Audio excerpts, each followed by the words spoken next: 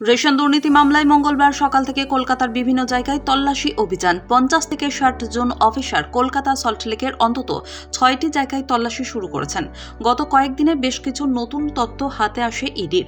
তারপরেই এই তল্লাশি অভিযান বলে জানা গিয়েছে। কিভাবে টাকা পাচার করা হয়েছে, কোন কোন ফরেন এক্সচেঞ্জ সংস্থা যুক্ত রয়েছে তা খোঁজ খবর করে ইডি। ইডির অফিসাররা সল্টলেকের বাড়িতে ঢোকার সময় দরজায় নক করেন। এক মহিলা বেরিয়ে আসেন, তাকে সার্চ ওয়ারেন্ট দেখানো হয়। তবে ওই মহিলা জানান, যার খোঁজে এসেছে ইডি তিনি বাড়িতে নেই। তারপর বাড়িতে ঢোকেন ইডির অফিসাররা। বাড়ির দুটি গেটে কেন্দ্রীয় বাহিনীর জওয়ানদের পোস্টিং করে দেওয়া হয় এবং নির্দেশ দেওয়া হয় কেউ যাতে বাড়ির বাইরে বেরোতে না পারেন। এদিন তল্লাশির খবর পেয়েই বিধাননগর আইবি ব্লকে বিশ্বজিৎ দাসের বাড়িতে হানা দেয় ইডি। খবর পেয়ে সেখানে যায় বিধাননগর দক্ষিণ থানার পুলিশ। সার্চ ওয়ারেন্ট দেখতে চান এক পুলিশ আধিকারিক। তিনি বলেন, ইডির অভিযান নিয়ে কিছুই জানানো হয়নি। তারপরে তিনি ভিতরে ঢুকে ইডির আধিকারিকদের পরিচয়পত্র এবং সার্চ ওয়ারেন্ট দেখেন। ইডি সূত্রে খবর, এদিনের তল্লাশি অভিযান সম্পর্কে বিধাননগর ও কলকাতা পুলিশকে মেল করে জানায় ইডি।